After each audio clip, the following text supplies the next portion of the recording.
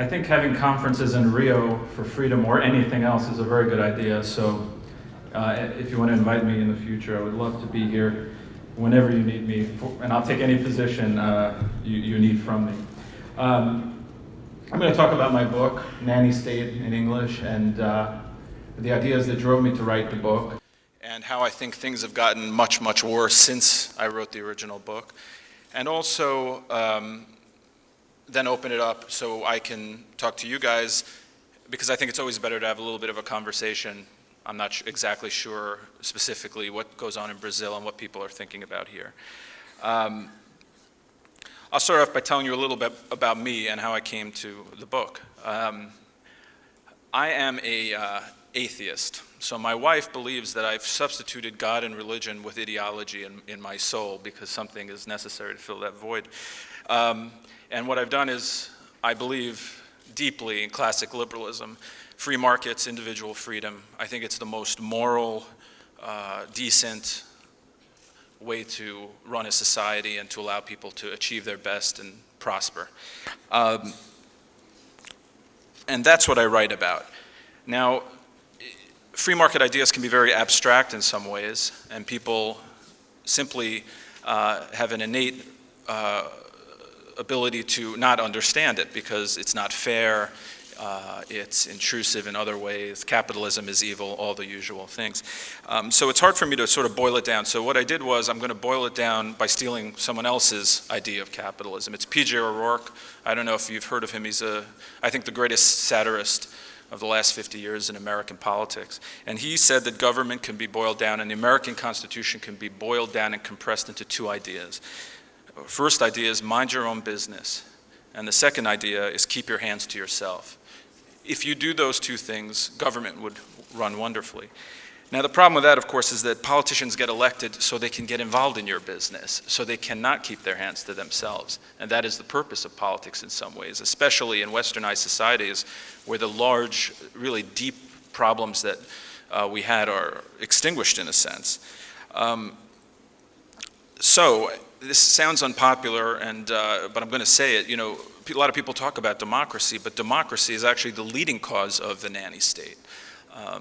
I hear it all the time in the Middle East now with Egypt and Libya and elsewhere that, you know, these revolutions of democracy are a good thing, and I think they are relatively good things. Former President George Bush once said that everyone was hardwired to want to be free. And that's a very emotionally satisfying idea, of course, to think that everyone wants to be like us or views freedom like we do, but it's simply not even true within our own societies. Democracy is the best way to self-determination, but is not always the best way to freedom. I think quite often people and societies sink into a collective mindset that allows them to feel safer. In the United States, it could be the war on terror, where everyone sort of lockstepped along, or it could be healthcare issues. People want to feel safe more than they want to be free sometimes. We are asked to surrender personal freedom almost daily in the United States, and I'm sure it's similar here, for the collective good. And that's the problem with democracy. 51% of voters in the United States elect one person who can ban a certain kind of light bulb, who can ban smoking in a bar that I own, who can ban foie gras in the restaurant I go to simply because many people are offended by that. That's not freedom, that's democracy. They're not exclusively, and they're linked together all the time. So I just want to make that clear. When people, the Tea Party types, and I'm sure you've heard of them in the United States, are right-wing populist groups, they're always chanting power to the people, and I always have to just say to myself, you know, the people I know, I don't want to give them any more power, and the key is not to give power to people, but to give power to the individuals, not the people as a collective. So that's my viewpoint, and that's where I write my column from. And it's not very popular, usually, among politicians certainly, but Americans. It's gotten more popular lately, this opinion, in the United States, classical liberalism, which people don't understand as you do. When you say liberal, I think you're coming from the right of center, but in the United States, liberal means left-wing, socialist. So, and I don't say that pejoratively, not completely communist or anything, but pretty left-wing, if you know what I'm saying. And I will give you one example of freedom and the problems with democracy. In Egypt, I saw a poll, a Pew poll, so it's a respected poll, that showed that 82% of people believe that adulterers should be stoned, 84% believe that stealing, you should be flogged or have your hands cut off, that women should be segregated, so forth and so on. Now, clearly, none of us would want to live in a society like that because it's not free. So that's a long way to get to my point of how the nanny state grew. It grows because politics is prone to taking easy ways out and not defending freedom, but defending whatever the majority happens to be whipped up about, whatever the current is flowing through the electorate. And most often, that it is whipped up by some sort of media frenzy or politicians wanting votes. It doesn't value freedom in the way that we should.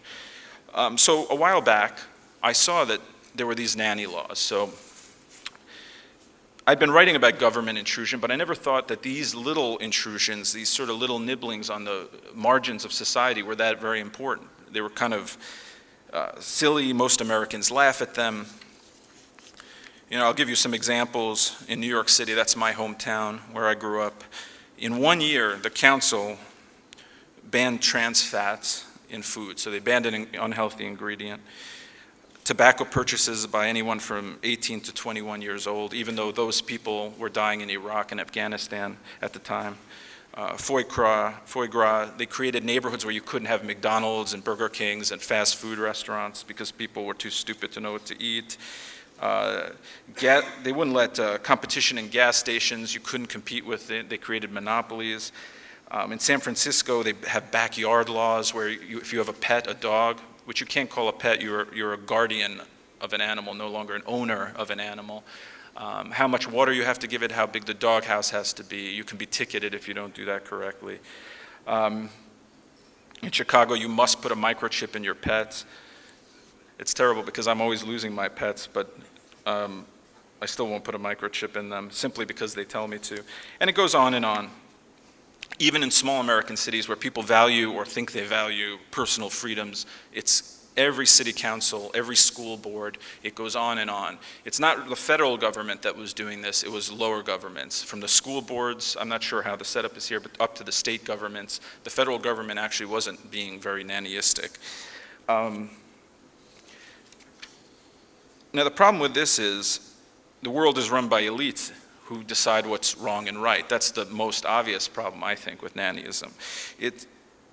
On a low-grade level, it justifies taking away someone's freedom simply on the whims of the majority or the whims of the elite. They decide what's wrong or what's right. I don't know how many of you have heard of Christopher Hitchens. He's a pretty famous writer. He's from England, lives in the United States now. I heard him once give a speech where he explained that he's an alcoholic probably, he drinks a lot, but also he smokes a lot. And I heard him say that he didn't think life was worth living if he couldn't smoke. It was the favorite thing that he ever did. He loved smoking and he enjoyed it so much that it was part of his lifestyle, the pursuit of happiness, and it had been slowly taken away from him.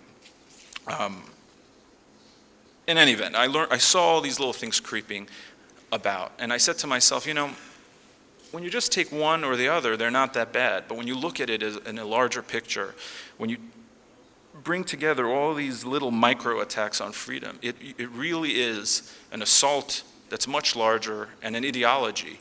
It's not left or right, it's statist, I think. It's parentalism, it's infantile, or they treat you as if you were infantile, and it creates precedent after precedent that justifies intrusions. And I'll give you an example of how that happens, how the slippery slope happens. I'm not sure how that translates, but that it's like a snowball going down a hill which continues to grab snow.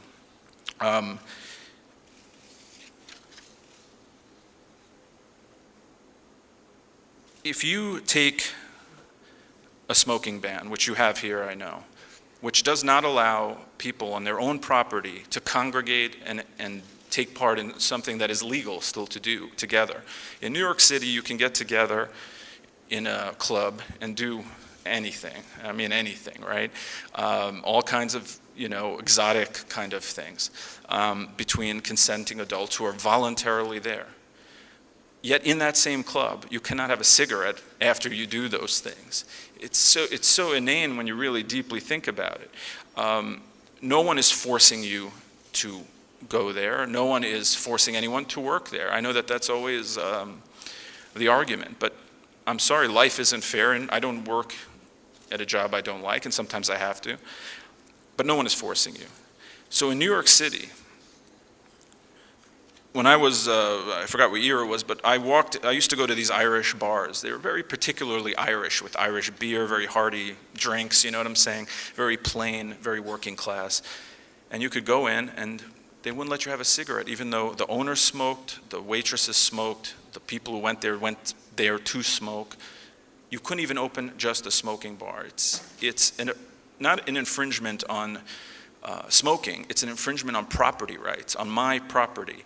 It's an infringement on the right of people to collect, to get together, and to enjoy something. It's an assault on a lot more than just smoking.